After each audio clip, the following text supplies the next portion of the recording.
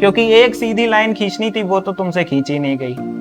अगर तुम आर्टवर्क का एम लेके जा रहे हो कि तुम आर्टवर्क बनाना चाहते हो और तुमको इनमें से कोई भी चीज नहीं आती है, तो तुम्हारा आर्टवर्क सही बन ही नहीं सकता। सब कहाँ लगे पड़े? आर्टवर्क बनाना है भाई साहब। एक नया पेज स्टार्ट करेंगे, पैसा कमाना है। डर छुपा यहाँ है और ढूंढ तुम यहाँ रहे हो कि तुम्हारा आर्टवर्क क्यों नहीं बन रहा, तुम्हें डर क्यों लग रहा है। प्रोफेशनल और एक होती है हॉबी। तो कल को अगर आकार देना है तो हमें पता होना चाहिए कि आकार हम क्यों दे रहे हैं। हाय गाइस, मेरा नाम है तरुण और आज हम लोग सीधे वीडियो में जाएंगे। कोई इंट्रो नहीं होगा, थोड़ी सी खट्टी मीठी बातें होंगी, कुछ बुरी लग सकती हैं, कुछ बातें अच्छी लगेंगी, पर मेरा एम कुछ ऐसा नहीं है कि तुमको कुछ बुरा बुरा कहूँ, बट ये है कि तुम चीजों को समझो जो हैं। लाइक हम लोग स्टार्ट करते हैं सबसे पहले यहाँ से। हम लोग फाइन आर्ट्स में क्यों आए हैं? पहली चीज, हम लोगों को क्या ये पता है हम लोग फाइन आर्ट्स में क्यों आए हैं? हम लोग कोई चीज कर रहे हैं तो उसको क्यों कर रहे हैं? कोई चीज को why we are doing anything. What is fine arts? क्या ये पता है? कुछ नहीं पता। लिख के ले लो, 90% बच्चों को कुछ नहीं पता, जबकि वो ये सब चीजें पढ़ चुके हैं। ठीक है, क्या करने में लगे हुए हैं हम लोग? आर्टवर्क बनाने में लगे हुए हैं। कौन से? कुत्ता, बिल्ली, शेर, बकरी, लैंडस्केप, पोर्ट्रेट वगैरह सब बनाने में लगे हुए हैं हम लोग। क्यों बना रहे हैं आर्टवर्क? पता नहीं क्यों बना रहे हैं। फेम पाने के लिए कि हम एक दिन आर्टिस्ट बनेंगे। बन जाओगे खाली आर्टवर्क बनाते बनाते आर्टिस्ट। और जो एकेडमिक्स में आए हो तुम बीएफए करने, बैचलर ऑफ फाइन आर्ट्स करने, मास्टर्स करोगे, इसका जो एकेडमिक चीज है वो कहाँ लेके जाओगे? फॉर एग्जाम्पल, एक होती है चीज प्रोफेशनल, ठीक है, प्रोफेशनल, और एक होती है हॉबी। लाइक मुझे सिंगिंग का एग्जाम्पल इसमें देना बहुत पसंद है, बहुत मतलब मजा आ जाती है सिंगिंग का एग्जाम्पल देने में। लाइक एक सिंगर होता है, ठीक है, एक होता है जो हॉबी में इस चीज को करता है, और एक होता है जो होता है प्रोफेशनल। जो प्रोफेशनल सिंगर होगा उसको सब बेस की नॉलेज होती है, अपने सारा उसने पढ़ रखा होता है, वो रोज अपना राग अलापता है, मतलब अपना बेसिक्स की प्रैक्टिस करता है, रियाज करता है, रोज करता है। हॉबी, हॉबी ऐसे ही मौज में। हॉबी वाला क्या करेगा? सीधे आर्टवर्क बनाएगा। जितने लोग रियलिस्टिक पोर्ट्रेट की तरफ भाग रहे हैं, लैंडस्केप में भाग रहे हैं, पोर्ट्रेट, चारकोल वगैरह जो भी कर रहे हैं, आर्टवर्क, किसी भी तरह का आर्टवर्क, जो सीधे आर्टवर्क में भाग रहे हैं, वो लोग क्या है? हॉबी वाला काम करना था तो फाइन आर्ट्स क्यों करने आए हो? पहले अपना खुद से क्वेश्चन पूछो। ये तुम अपनी बेइज्जती कर रहे हो जो ये सब चीजें छोड़ रहे हो, ठीक है। सो हम लोग समझते हैं कि हम लोग एक प्रोफेशनल कोर्स में है और एकेडमिक्स हमें पढ़ना जरूरी है। मान लो कल कोई तुम्हारा जूनियर आया जिसने सोचा कि लाओ वो ये सब पढ़े, और उसने तुमसे क्वेश्चन कर दिया, भैया ये सब क्या होता है, तो तुम भैया का भैया ही रह जाओगे, वहीं हो जाएगी तुम्हारी टाइप फिस, और तुम कुछ नहीं बता पाओगे। क्यों? क्योंकि तुम्हें कुछ खुद नहीं आता, ना कभी तुमने कभी सर्च किया। सो हम लोग क्या करने में लगे हैं? आर्टवर्क बनाने में लगे हुए हैं। पेंटिंग बना लेंगे बढ़िया बड़ी, एक बॉलीवुड एक्टर की बना देंगे, उसका कमेंट आ जाएगा वाह वाह। क्या मिलेगा उससे? तुम खुद सोचो। तुम्हें नौकरी मिल जानी है उससे? नहीं। कि तुम्हें कोई इस बेस पे सिलेक्शन कर देगा कि तुम नौकरी में मतलब ऐसा ऐसा करते हो और तुम्हारे इस पे इतने लाइक्स आ चुके हैं, ये इस बेस पे नौकरी मिलेगी? तुम्हारा जो काम है ना वो देखेगा वो। जब वो लाइव देगा ना काम, तो जो ये सब किया होगा वो तुमसे बेटर कर ले जाएगा, तुम डायरेक्ट ये करने में लगे रह जाओगे। हर कोई रियलिस्टिक की तरफ आ गया। देखो ये सब बुरा नहीं कह रहे हैं कि ये सब बुरा होता है, डायरेक्ट आर्टवर्क बनाना प्रैक्टिस है, लेकिन यार इसे तो मत छोड़ो, जो तुम करने आए हो वो तो करो। फिर हम लोग क्या करते हैं? यार हमें पेंटिंग बनानी, यार हमें स्कल्पचर बनाना है। पहले कैसे? पेंसिल से सीखा, बाद में कोई मीडियम पकड़ लिया, हमें यार अब वाटर कलर सीखना है। एक पोल किया था हमने इंस्टाग्राम पे, दिमाग मेरा वहीं से थोड़ा खराब हुआ और 2-3 दिन में और ज्यादा खराब हुआ। एक पोल किया था जिसमें मैंने पूछा, तुमने लाइट एंड शैडो की स्टडी करी है? ये वाला यहाँ पे 80% लोगों ने कहा था हाँ करी है।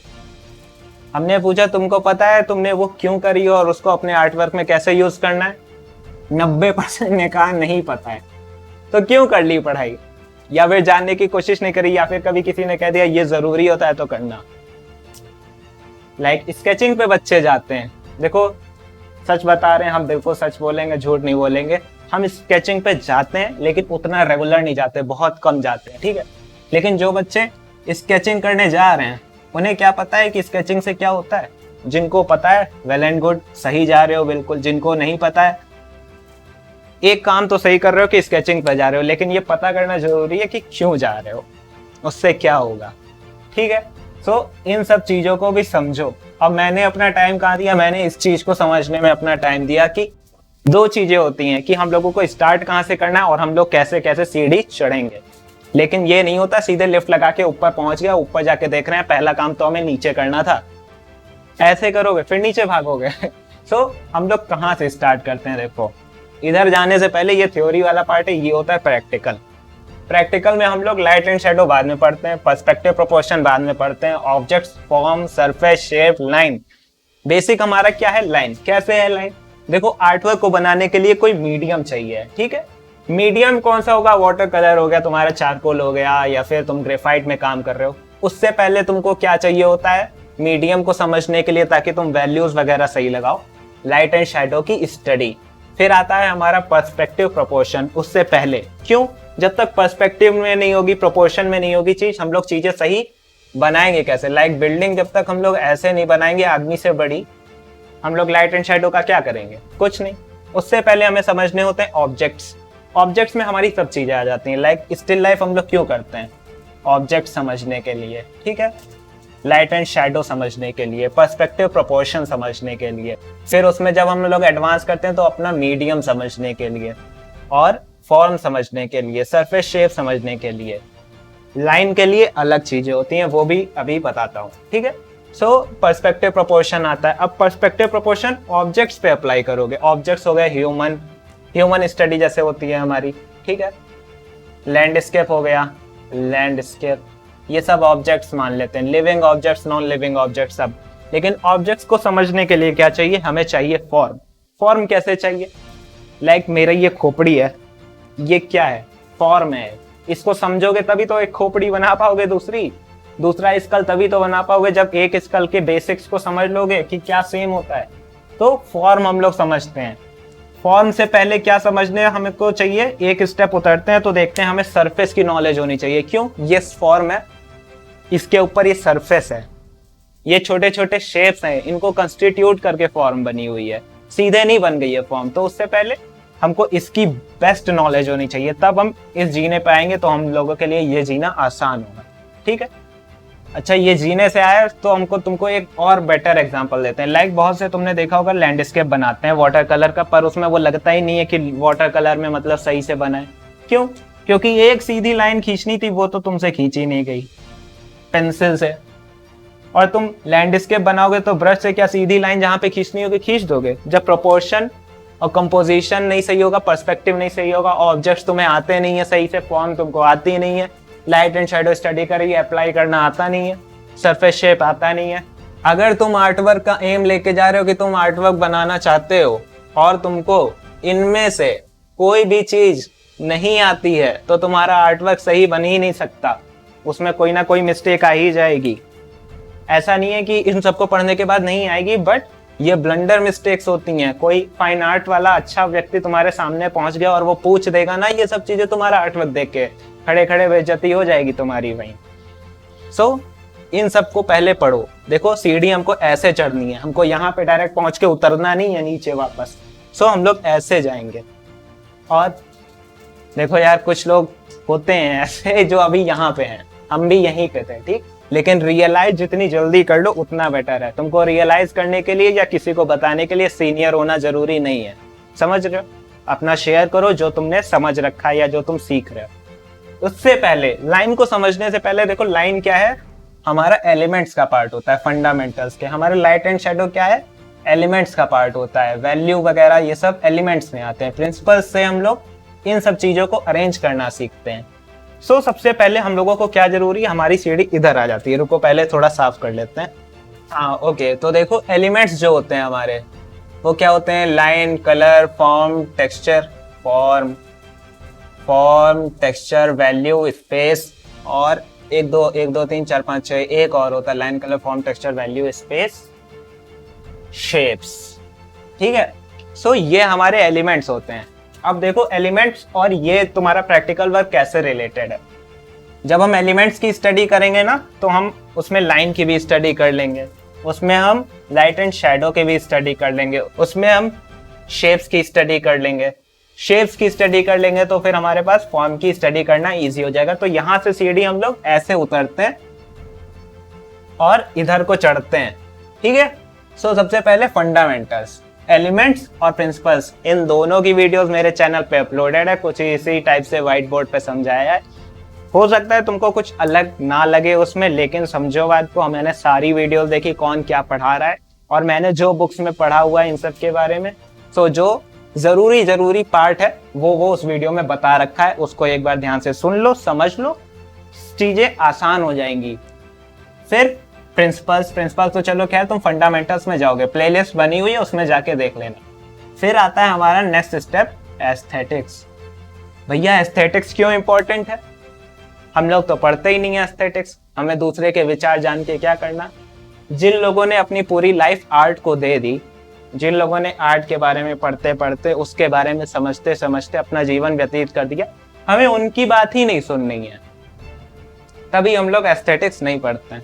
कौन पढ़ता है? जब मेरे हिस्ट्री वाले सर पढ़ा रहे थे, बिलीव मी, मैं खुद रगड़ घिस के पढ़ रहा था, जब तक इसकी इंपॉर्टेंस नहीं पता हुई।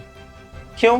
क्योंकि जब मैंने ये सब स्टडी करा ना कि क्या चीजें पहले कैसे पढ़नी चाहिए, कब हम लोग पढ़ेंगे तो चीजें सही रहेंगी, या फिर हम स्केचिंग क्यों कर रहे हैं, कोई चीज कर रहे हैं उसके पीछे रीजन क्या है, हम लोग कहाँ जाएंगे, सब एस्थेटिक्स से रिलेटेड पाया। क्योंकि विचार जो है ना वो हम लोग एस्थेटिक्स में पढ़ते हैं, जो विचार है, इमेजिनेशन, एस्थेटिक्स से रिलेटेड है। सो हम लोग पहले फंडामेंटल्स पढ़ेंगे ताकि हमारी थ्योरी थोड़ी सी क्लियर रहे, हम लोग समझें चीजों को, एक लाइन का मीनिंग क्या होता है ये समझें। फटाफट बोले जा रहे हैं हम, लेकिन ये सब कोई नहीं कर रहा है। सब कहाँ लगे पड़े? आर्टवर्क बनाना है भाई साहब। एक नया पेज स्टार्ट करेंगे, पैसा कमाना है, उसमें पोर्ट्रेट बना के बेचने हैं, इसीलिए बन रहे हो फाइन आर्टिस्ट। सब चीजें होंगी, थोड़ा सब्र करो, ये सब चीजें सीखो, अपना बेस स्ट्रॉन्ग रखो। जिस दिन बेस फाउंडेशन नहीं गिरेगी तो बिल्डिंग भी नहीं गिरेगी। एक बार बिल्डिंग गिर भी गई तो फाउंडेशन तो होगी, उस पर बिल्डिंग बना लोगे। लेकिन एक बार फाउंडेशन ही खराब हुई तो बहुत ज्यादा, बिल्कुल मतलब तुम्हारा इलाज करना पड़ेगा। फिर तुम्हें बीमारी हो गई आर्टवर्क बनाने की, भाई हमें भी थी, बट हम अपना इलाज कर चुके हैं। अबे अपना इलाज कर चुके हैं, तुम्हें अपना इलाज खुद करना है, हम बस बता सकते हैं कि तुम्हें इलाज की जरूरत है। तो इमेजिनेशन, एस्थेटिक्स पे हम लोग बात कर रहे होंगे कुछ ही समय में, बढ़िया सी वीडियो आएगी एकदम भौकाल टाइप की, सब चीजें होंगी उसमें। फिर आते हैं लाइन पे। देखो लाइन को थोड़ा सा डिस्कस कर लेते हैं इस वीडियो में, क्योंकि लाइन एक इम्पॉर्टेंट पार्ट है और कुछ चीजें लाइन के थ्रू भी समझ सकते हैं। एक लाइन हमने खींची, ठीक है, स्टार्ट से लेके एंड।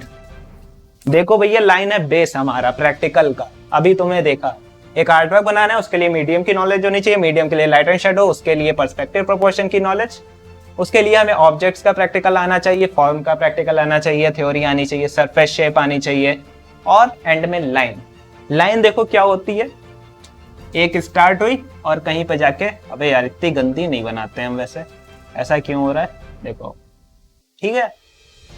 देखो लाइन दो टाइप की होती हैं, एक बना दी, एक होती है सोच के बनाई।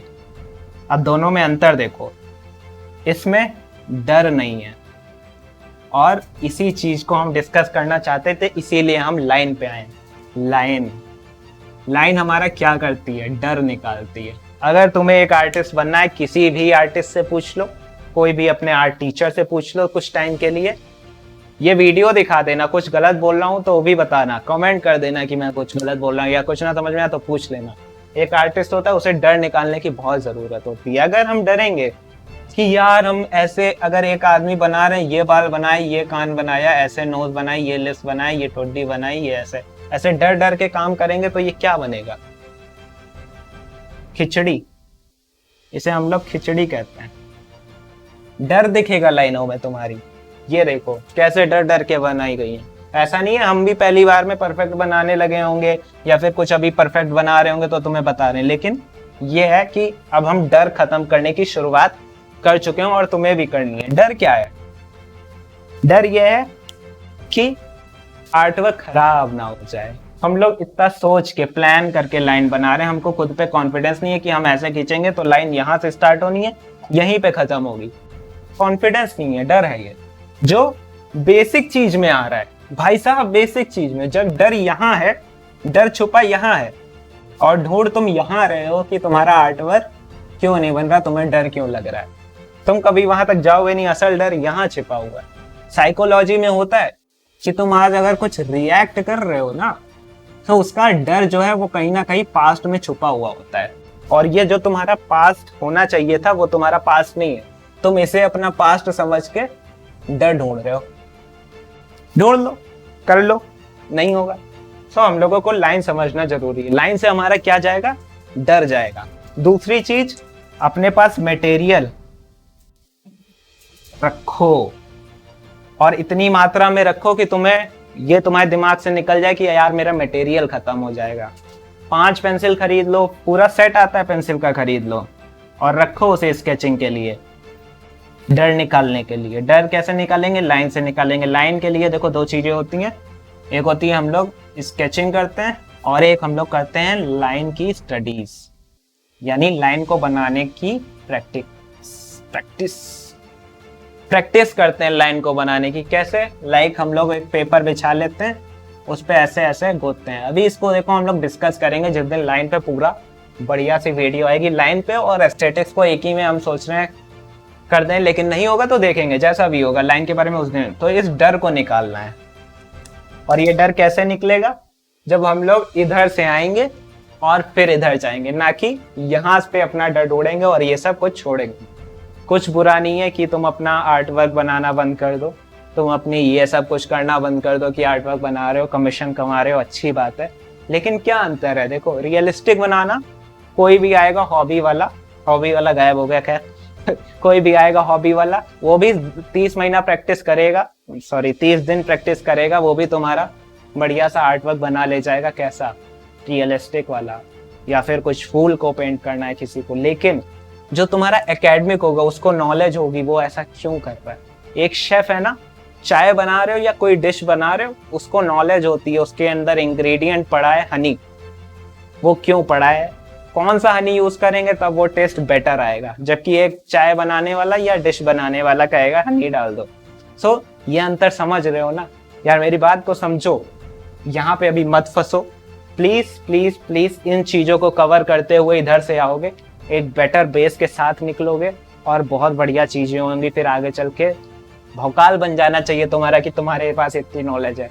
कल को कोई तुमसे पूछे आगे तो तुम उसे 1 घंटा बोल सको, 1 घंटा नहीं एटलीस्ट 10 मिनट तो बता सको। तुमको यही नहीं पता होगा कि तुम लाइन क्यों खींच रहे हो, तुमने लाइन ऐसे क्यों खींची। और लोग पूछते हैं, हम पूछते हैं, मेरे जैसे और भी हैं जो पूछते हैं, लाइन तुमने ऐसे क्यों खींची, लाइन ऐसे क्यों खींची। ये सब चीजें मैटर करती हैं। अपने आर्ट वर्क को मीनिंग देना है, एलिमेंट्स के बारे में पढ़ो, प्रिंसिपल्स पढ़ो, बेटर कैसे यूज कर सकते हैं, इमेजिनेशन की पावर क्या है, एस्थेटिक्स पढ़ो, ये सब चीजें करो। सो आज के वीडियो में इतना ही, और कुछ बात बुरी लग गई हो तो सॉरी, बट यार प्लीज बात को समझो। इधर आ जाओ, पहले इधर से इधर चलते हैं, क्योंकि हम लोग फाइन आर्ट्स स्टूडेंट हैं। हम लोगों को एक मेरे चैनल का मतलब एंड में लाइन आती है, देता कल को आकार मैं कलाकार। मेरी एक फ्रेंड है, उसने मुझे ये लाइन सजेस्ट करी थी, मैंने सजेशन मांगा था, उसने बताया था कि ये तुम अपने एंड में रखो। तो कल को अगर आकार देना है तो हमें पता होना चाहिए कि आकार हम क्यों दे रहे हैं और किस मीनिंग के लिए आकार दे रहे हैं। सो आज की वीडियो में इतना ही। सुनने के लिए बहुत बहुत धन्यवाद। मिलेंगे नेक्स्ट वीडियो में, तब तक के लिए कीप लर्निंग। Bye bye.